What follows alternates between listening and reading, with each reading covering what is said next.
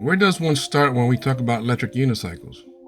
Only just a few years ago, when I started learning to ride EUC, we had no suspension on our electric unicycles, which were mostly 84-volt systems with small batteries, with no range, and we prep ourselves to ride with a battery charger when we had long trips. We had no range anxiety or power issues. We just rode our wheels. I got started right at the beginning of COVID-19. I found myself viewing many electric unicycle videos on YouTube and finally gave in and got the InMotion V10F. I could not tell the difference between any of the other wheels at the time, but that was the most recommended electric unicycle on YouTube to learn and ride for beginners, and that holds still true today. I didn't realize when I purchased the V10F InMotion wheel, I'm a little heavy for that wheel, but still, I purchased it from eWheels and I was determined to learn. So just trying to mount was an ordeal, but gradually I picked it up rather quickly and learned to mount and ride in a very short time. I kind of outgrew that wheel pretty quickly. Then later on, InMotion advertised for suspension wheel, which was called the InMotion V11, which I still have today. The V11 was a game changer. Suspension, man, that was a treat. There was no rebound adjustments or compression. It was just two small gas chambers with differential pressure. But you could not deny the ride comfort still holds true today. Then once I was good enough to ride a V11, I taught myself how to ride seated. And then slowly as I learned, I picked it up pretty quick. That has a kind of sit you right in the center of gravity, right in the center. Where the other wheels with longer seats, you manage to move forward and back to slow down the wheel, throttle and brake. Where for the V11, you sit in the middle and you're just literally stuck in this pocket. But it's still a game changer. But you were able to relax your feet for long rides and then stand up to relax your feet. Once your feet got all comfortable and you got your blood circulation back to your feet, then you stood up. You cannot beat that experience. But like today, better wheels were being advertised, and here comes the Leaperkin Sherman OG. Next year, with a bigger motor and a bigger battery, that equals more range and less charging, but the price was substantially different. And that still holds true today. It's still a pricey wheel for being a wheel that's about 3 years old. But when they first came out, that wheel outsold everywhere. You could not get that wheel. Your waiting time was at least a couple of months. But, COVID was amongst us, so the waiting time for your average wheel was from the time you purchased it to the time you received it was an average of 2 months, sometimes even longer. That was a problem initially. When you ordered a wheel and you had to wait a long time for it. But we had the patience, And here, I am still riding my Sherman OG today, and occasionally riding my V11 alongside a Nikola AR Plus. See, there comes a time when you're just satisfied and content with what you ride. You have been riding for a while, with especially so much money that was invested. In the back of my mind, I always consider purchasing a new wheel, but the wheels of my choice are in the $4,000 range. So, is there such thing called wheel purchasing anxiety?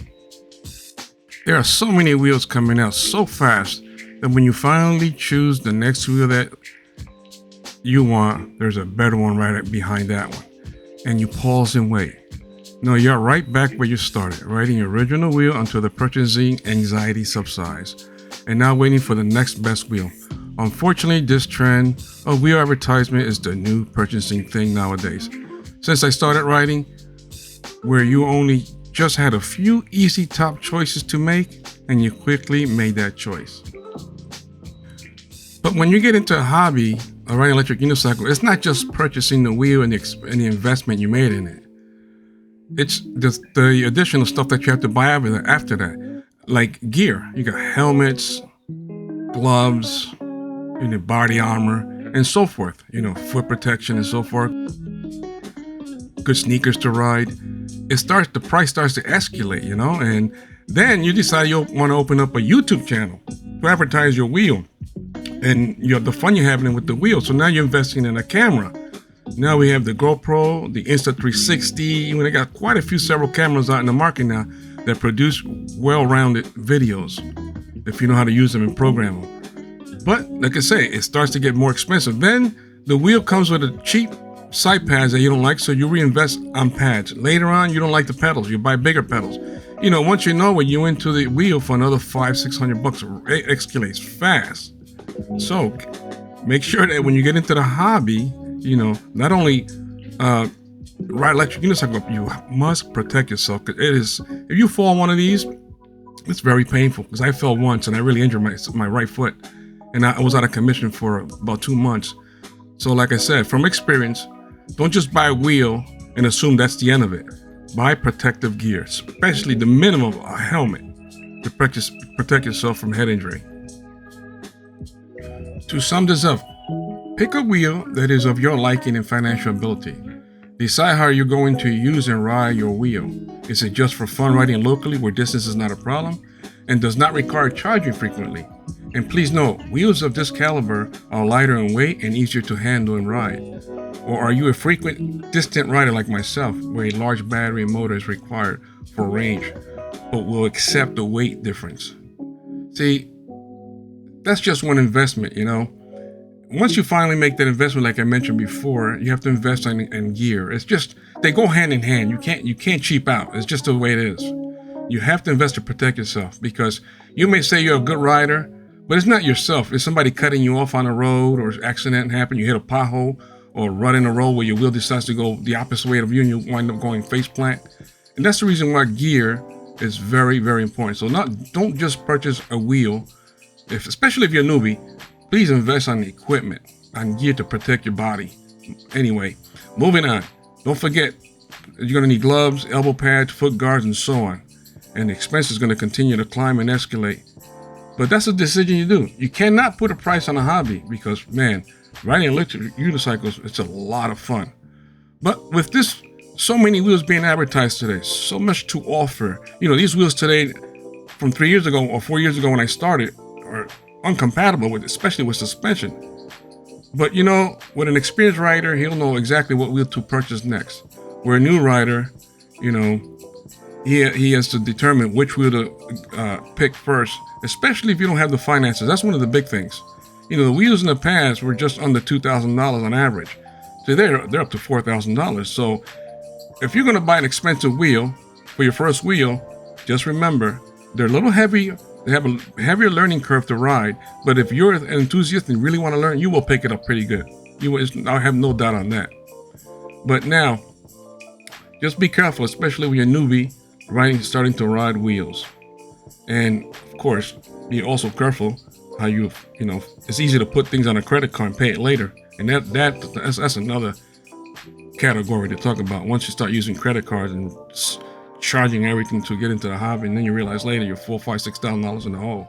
Be very careful. So find the wheel that you can afford. Decide how you're going to ride this wheel. And if you're a beginner, I recommend smaller, lighter wheels. But if you have the finances, go ahead and purchase a smaller wheel first to learn in. And once you have the experienced rider, invest in a larger wheel, if that is your case. But whatever you decide to start with or purchase the next best wheel, riding electric unicycle is a lot of fun and a lot of attention grabber all around you. The idea of hovering above the ground is just an awesome feeling. All right, I share a little bit about my experience. And when I started, beginning of COVID till now. And I'm going to enjoy, you know, continue riding my old wheels for now until I decide to buy a new one. But for now, enjoy the rest of the video, which I'm hanging out with Sensei Vegan.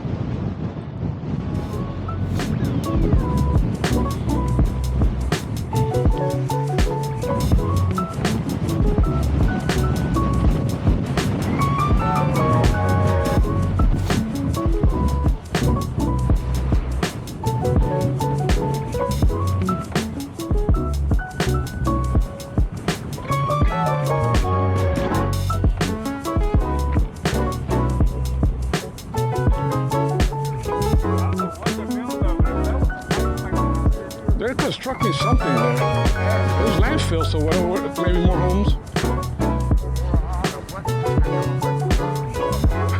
Junk. I took off and I slipped off. I hit a hole. I wasn't paying attention because I had the camera here, and boom, I stopped. Like, oh man. And then by that time the car was coming, I said, oh, let me wait.